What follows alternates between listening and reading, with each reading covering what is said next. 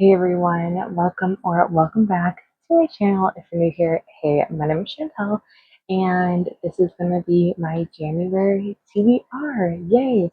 I can't believe we're almost in 2026. That's insane. So I'm very excited. I'm very excited to get reading. I need to read basically like 11.25 books per month to hit my reading goal for the full year. So I've picked out 11 books to read, and then basically um, whatever order of whatever book I choose, I'll just like kind of mood read whatever I want for that final percentage of that last book. So the first one I'm going to do is actually going to be on my Kindle, and this is, oh, I already got the title. I think it's Give Me Butterflies, but let me look. Yeah, Give Me Butterflies by Gillian Meadows. This one follows Finn and Millie. Finn is a what is it called when they do um she's an entomologist that does bugs. Oh, he's an astronomer. Astronomer? I can't say that word. Anyway, he is super grumpy and she is super bubbly. And I do love a good grumpy sunshine, what can I say? And basically, he is grieving the loss of his sister, trying to take care of his nieces, all this stuff, trying to keep his workload, basically trying to keep his head above the water, right? And so he's grumpy and he's grieving, and no one really understands that because I don't think he has told a lot of people. And then Millie is pure optimism and just loves her bugs. And I mean, go girl, connect with me.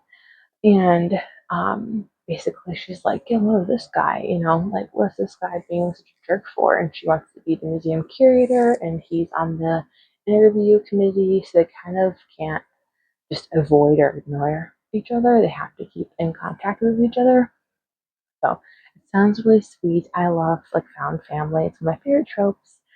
I also do love a good Capri Sunshine, and I love a nerdy man. What can I say? So hopefully that one's really, really good and very cute. Sorry, the lighting is also kind of weird in this video. I don't know why. Also, I didn't say this, but it's Bookmas Day 23. Ah, yay! I don't know why I forgot to say that, but the next book is Monarch by Sophia Lark. This is the second book in the Grimstone duology or duet, I guess you could say. I don't know if there's any more books coming in the series, but this is the last one that has come out. It has these really pretty cobalt slash electric blue edges. And this one follows Elena, and she basically wants to get out of the town, and so she's like, I'll become this mail order bride. And so she meets this guy. His name's Lauren. He's a little girl. And she's like, oh my goodness, like I can have the family I always wanted. And so they get engaged and everything. Everything starts going downhill very, very fast. And she's like, man, this man I've attached myself to might actually be a monster, like not a good person whatsoever. And then there's Atlas, who is the brother of Dane from the first book, and he's the owner of the Monarch Hotel. And he's like, hey, you can stay here, and this can kind of be like your sanctuary. And he's kind of like her protector and stuff. And it just sounds very good. I've heard more people like Monarch than they did Grimstone. And Grimstone for me was, I think, I think it was a 3 star or 3.25, but wasn't my favorite. I'm hoping this one is a 4 star or higher. Lark's writing style is kind of either like really, really good for me or miss, and it's never kind of in between. It's either I love the characters and I love the plot, or I absolutely hate them. So then we have Despair. It is by Ava Rani. It follows Sloane, and she's a corporate lawyer. She has kind of always been under the shadow of her older brother Henry, and he is the like, heir apparent to their family's company, Armani Global. And his former best friend turned business rival, Marcus Sutton, comes into town, and he also kind of wants he's a competition, and Sloane wants to be the CEO instead of her brother. And so now they're bumping shoulders, and there's a lot of tension, and she still has like these feelings for Marcus that she's never really said out loud. But now it's like not only was he her brother's best friend, but now he's the business rival. So it sounds interesting. It's relatively short, which I'm excited about because the rest or most of these books on my TBR are a little bit longer. So I'm hoping that this one's a really, really fun, quick read. Then we have the third book in the Percy Jackson series. This is The Titan's Curse. And basically, this one, Percy receives this urgent distress call from Grover, who is a satyr, and he immediately prepares for battle. And um, basically, they're trying to um, battle the Titan Lord of Kronos. And yeah, I mean, it's a third book, so it's kind of one of those, it's not a filler book per se, but it's more or less building up to the last two books that are really, really more battle heavy. So yeah, I do remember liking this one. I think I liked the last three books more than the first two books of the Percy Jackson series from what I remember. I'm rereading the series right now, Avi. So yeah, Sea of Monsters isn't my absolute favorite. I think I like Titan's Curse more, but we'll see if that conclusion still stands when I'm done reading this one. Then we have The Enemy. This is by Sarah Adams. This one is the second book in the Her Charleston series, and basically this one follows June, who is the sister of the love interest in the first book, and she has this long standing grudge against Ryan by name. And he is the youngest chef to ever win 3 Michelin stars, and she's a donut shop owner, which is so fun. And they knew each other in high school. She had a really big crush on him, and something went down at graduation. She thought he was going to kiss her. He pulled back at the last second, and now she's been holding on a grudge for 12 years. Just kind of intense, kind of giving gingerbread bakery vibes. Hopefully, they don't have any physical assault like that book did. Um, but yeah, another both in town for a friend's wedding, so it should be really fun. I like Sarah Adams as a writer. She's laugh out loud funny, and her books are always pretty much 5 stars, if not 5 stars. They're very, very close to 5 stars. Then we have Love in Bloom. This is by Lucy Eden. It follows a Atlanta publicist named Emma, and basically her life just gets totally flipped upside down in the span of 24 hours. She gets dumped, she gets fired, and she basically inherits a farm in Green Acres, Georgia. So she has to go down to Green Acres, and everyone in the town hates her. And then she has to deal with her farm's manager named Dan, and um, then basically the property and the livelihood of townsfolk is threatened, and Emma comes up with the idea how to save it.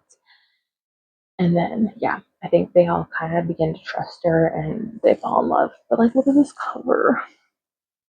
It's giving that painting with the father and his daughter, and he's standing with a pitchfork, and they're like kind of like frowning almost. It's giving that, but like really cute. And obviously, they're a couple, of that father and daughter. In the next 3 books, technically, I have All In and Bad Blood and 12. This one has book 4 and 4.5, the novella. So I'm rereading all 3 of these.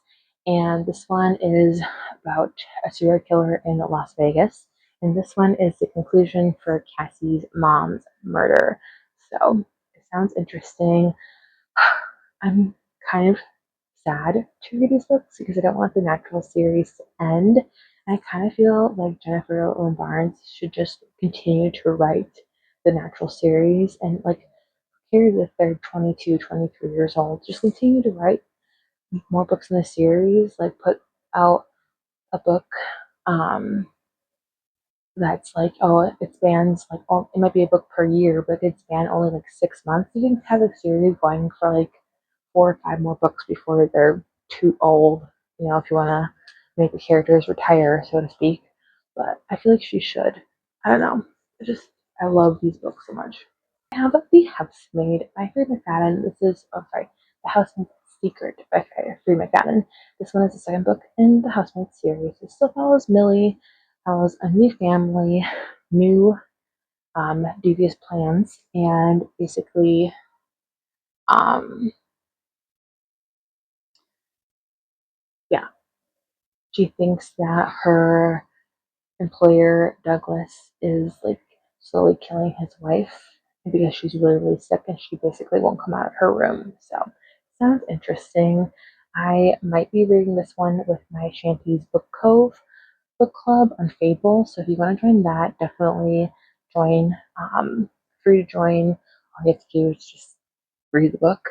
And yeah, I think this one will be probably really fun. I only hope, I'm really concerned is that hopefully it's not like reheated nachos and that it's not the same exact plot as The Housemaid, because that was really, really good.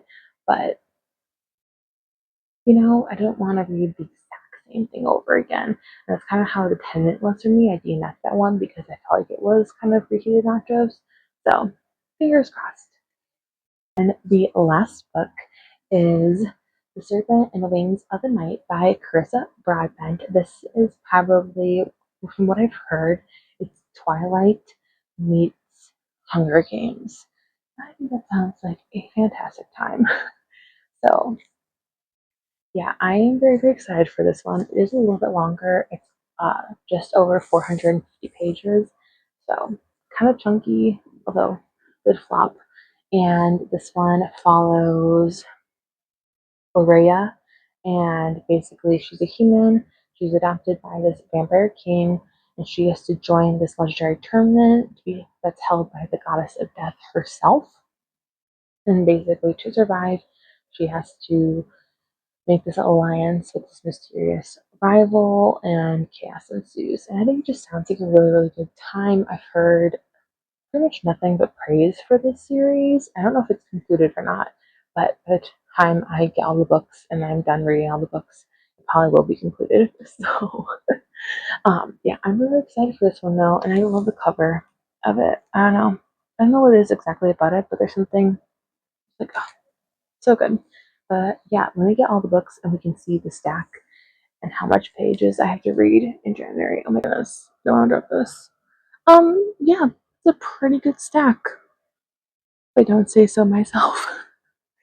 But I'm really excited. I think these are all going to be really, really good, and I'm always excited to read more books from my physical TBR because I really need to do that. So, yay! I hope you enjoyed this video. If you did, make sure to give it a thumbs up. Comment down below if you've read any of these books or what you're reading in January. Share if you haven't, and subscribe if you haven't. And I'll see you tomorrow for Bookmas Day 24. Bye!